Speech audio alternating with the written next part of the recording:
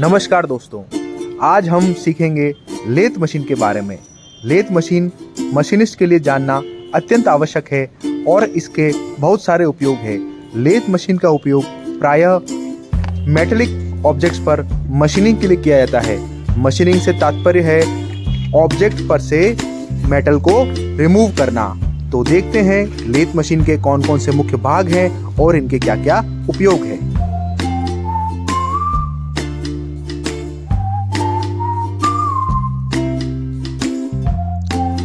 Lathe machine का सबसे महत्वपूर्ण पार्ट है इसका दिमाग कहा जाने वाला हेड स्टोक। ये जो आपको स्टिक से इंडिकेट किया हुआ ये हेड स्टोक है और हेड स्टोक के जस्ट पास में लगा हुआ है हमारा हेड स्टोक के अंदर जो पैनल है, यहाँ पर फीड सिलेक्टर है। इसके अंदर मोटर के साथ कुछ गियर्स और पुलिस का अटैचमेंट किया गया है जो कि लेथ मशीन की स्पीड को कंट्रोल करता है। साथ ही लेथ मशीन के घूमने की दिशा को भी ये निर्धारित करता है। इसके बाद हम चलते हैं आगे। हेड स्टोक के बाद अब हम चलते हैं इसके चक पर। ये चक एक मोटर से अटैच्ड है जो कि स्पिंडल से कनेक्टेड है। 3जा और 4जा दो तरीके के चक आते हैं। ये हम आपको दिखा रहे हैं, ये है हमारा 4जा चक। और इन जॉस को टाइट करने के लिए यहाँ पर एक की लगती है जिसको हम चक की कहते हैं। इस चक का काम है जॉब को होल्ड करना। देखिए ये जॉब को होल्ड कर रखा है। हेड स्टोक के बाद लेथ मशीन का सबसे महत्वपूर्ण हिस्सा है टेल स्टोक। इसको डेड एंड भी कहते हैं। और टेल स्टोक की मूवमेंट के लिए हमने लगा रखा है एक हैंड व्हील। हम इस हैंड व्हील के माध्यम से टेल स्टोक को गाइड वेज पर आगे पीछे खिसका सकते हैं। टेल स्टोक में एक डेड सेंटर लगा है।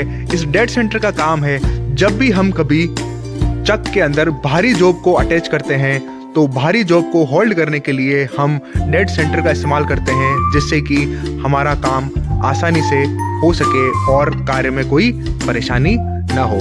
इसके बाद हम चलते हैं लेथ मशीन के बेहद महत्वपूर्ण पार्ट पर जिसका नाम है टूल पोस्ट। आप समझ गए होंगे टूल पोस्ट से तात्पर्य ये है कि टूल पोस्ट में हम कटिंग टूल को होल्ड करते हैं। सबसे महत्वपूर्ण बात मैं आपको बता दूं, लेथ मशीन पर सिंगल पॉइंट कटिंग टूल का इस्तेमाल किया जाता है। अब इसके बाद हम आते हैं कैरिज पर, एप्रॉन पर, जहां से हम कटिंग टूल के मूवमेंट को कंट्रोल करते हैं। ये देखिए कुछ व्हील्स आपको नजर आ रहे हैं जो कि अलग अलग डायरेक्शन में फीड देने के काम आते हैं। यहाँ पर आप क्लियरली देख सकते हैं टूल पोस्ट जिस पर रेस्ट कर रहा है, वहां पर आपके पास कंपाउंड स्लाइड है, क्रॉस स्लाइड है, स्विंग बेस है और लगा हुआ है हमारा एप्रिन। अगर लेथ मशीन के नीचे की बात करें तो लेथ मशीन का जो अटका है वो है लेथ का बेड। और लेथ का बेड सबसे खास बात यह है कि लेथ मशीन का बेड कास्ट आयरन का बनाया जाता है जो कि सेल्फ लुब्रिकेटिंग प्रॉपर्टी का होता है। और साथ ही साथ ये एक अच्छा डैम्पर होता है जो कि वाइब्रेशंस को आसानी से कंट्रोल कर सके।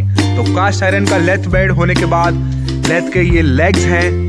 लेग्स के ऊपर बहुत सारे गाइड वेज बने हुए हैं। ये देखिए गाइड वेज। इन गाइड वेज के अंदर टेल स्टोक को मूवमेंट कराया जाता है। जो हमारी कंपाउंड स्लाइड, क्रॉस स्लाइड है, उसको भी इन गाइड वेज के ऊपर मूवमेंट कराया जाता है। अब और महत्वपूर्ण पार्ट के बारे में हम चर्चा करेंगे। देखिए आपको यहाँ पर ये 3 शाफ्ट नजर आ रही है। जिस कंपोनेंट पर चूड़ियां कटी हुई है उसे हम लीड स्क्रू कहते हैं। उसके नीचे है फीड रॉड और फीड रॉड से हम एनर्जी पावर लेते हैं और कनेक्ट करके लेथ मशीन को हम ऑटोमेटिक मोड पर भी ला सकते हैं। तो ये था लेथ मशीन का एक बेसिक इंट्रोडक्शन। और डिटेल में जानने के लिए देखते रहिए हमारा YouTube चैनल। धन्यवाद।